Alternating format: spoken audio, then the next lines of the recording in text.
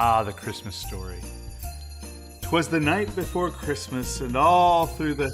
Hey, wait a second. That's not the Christmas story. That story was first published anonymously in 1823 and then credited to Clement Moore in 1837. The real Christmas story is found in Matthew 1 and Luke chapter 2. You know, where we read about, "We three kings of Orient are..." Wrong! We don't know if there were three kings. We do know that they brought at least three gifts, valuable gifts, gifts fit for a king. And the kings weren't kings.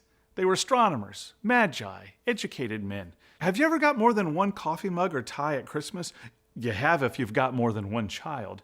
There may have been a dozen wise men show up, we don't know, but they all had gold, frankincense, and myrrh. It's not like they were all wearing the same outfit. Now that would have been a tragedy. It may have been months or even years after Jesus' actual birth that the wise guys showed up because they arrived at a house, not a stable, Matthew 2:11. And that's why Herod killed all the babies 2 years old and under around Bethlehem to make sure that Jesus would be included. We also know that the innkeeper said there's no room at the inn, right? Wrong! There's no mention of an innkeeper. More than likely, the inn was a guest room of a house, probably out with the animals. Well, at least we know Joseph was from Nazareth. Wrong! He worked and lived in Nazareth, but was returning to his home city, Bethlehem, Luke chapter 2, verse 3. Okay, so what animals were at Jesus' birth? Cows, sheep, goats, donkeys, sheep and goats only? Cows, sheep, and goats? We don't know. The Bible doesn't say. Since he was born in a stable, we assume there were barnyard animals nearby. However, the Bible doesn't mention a barn or a stable, but it does mention a manger, a feeding trough. So animals were probably nearby. Interesting fact, most mangers in New Testament times were made of stone, not wood, which really messes up the nativities we've seen, huh?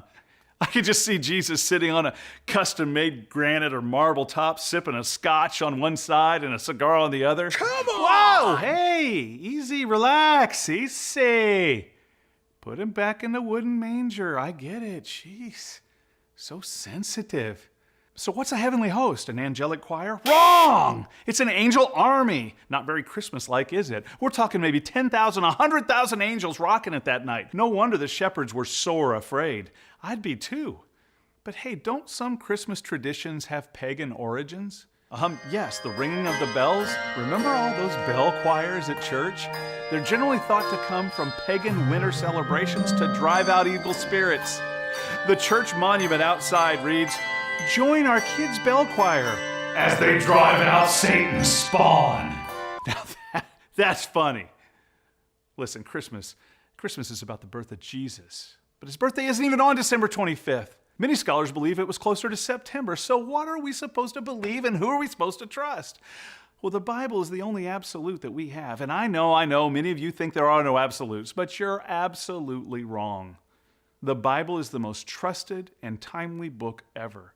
It is alive and active and can supernaturally penetrate our very souls. So if you want to know the truth about Christmas and Jesus, stick to Matthew 1 and Luke 2.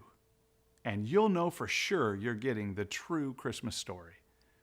Merry Christmas to all, and to all a good night.